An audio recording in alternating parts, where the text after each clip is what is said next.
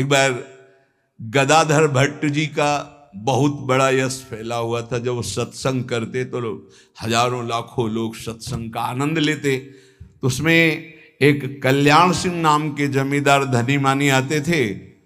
अब सत्संग में संयम की चर्चा होती, तो जब से सत्संग सुना उन्होंने अपनी पत्नी से बात नहीं किया। गृहस्थ धर्म का जो संयोग है उन्होंने बात ही नहीं की। पत्नी ने देखा कि हमारे वर्षों होते जा रहे हैं और हमारे पति हमारे हाथ से गए।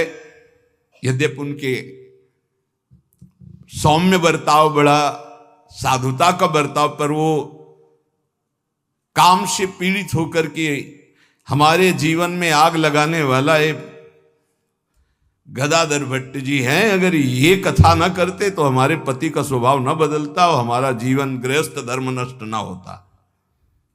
देख लेंगे हम इनको। और वो जमींदार धन था। एक भिखारिन गली में जा रही थी मांगते हुए, बुलाया उसको और गर्भवती थी। बोले तुम्हारे गर्भ का खर्चा, परिवार का खर्चा जब चाहोगे उतना धन देंगी, बस एक बात है।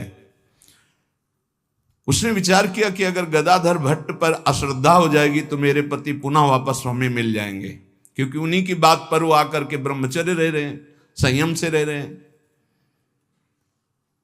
बोले तुम कथा के बीच में जाओ और कह दो जब ये नहीं था तब तो खूब आते थे और जब ये दे दिया तो आने बंद कर दिया, आप क्या व्यवस्था होगी इसकी, बस इतना तुझे बोलना है। वो जानती थी इतना बोलेगी कि लाखों की अश्रद्धा हो जाएगी।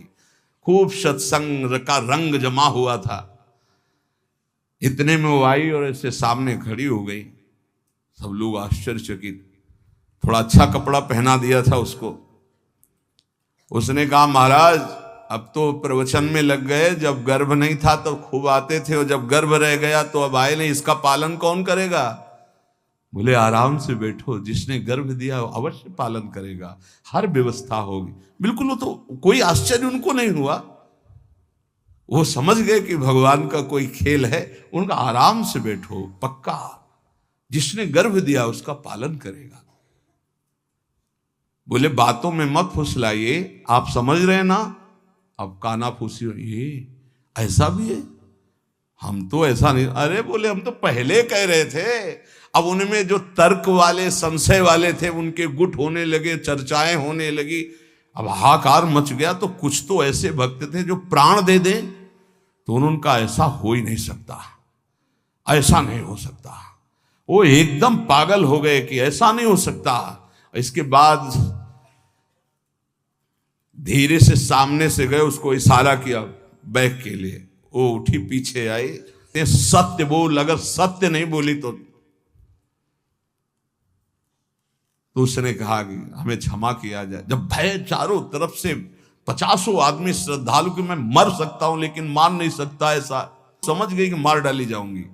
तो उसने कहा एक कोई कल्याण सिंह गए इनमें कथा सुनने वालों में, तो राजपूत थे तो तलवार सब। हाँ मेरा नाम। बोले तो आपकी पत्नी ने इतनी हमको स्वर्ण मुद्राएं दी है और इतनी बाद में देने, केवल ये बोलने को कहा था, सो मैं बोल चल सभा में बोल।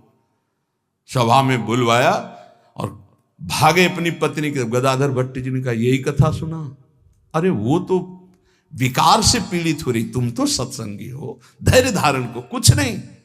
क्या ये भगवान की अनुकूल प्रतिकूल माया की लीलाएं होती रहती। शांत, पुनः सत्संग शुरू। और कहा मैं वचन दो हमारे सामने कि तुम अपनी पत्नी को एक शब्द भी नहीं कहोगे।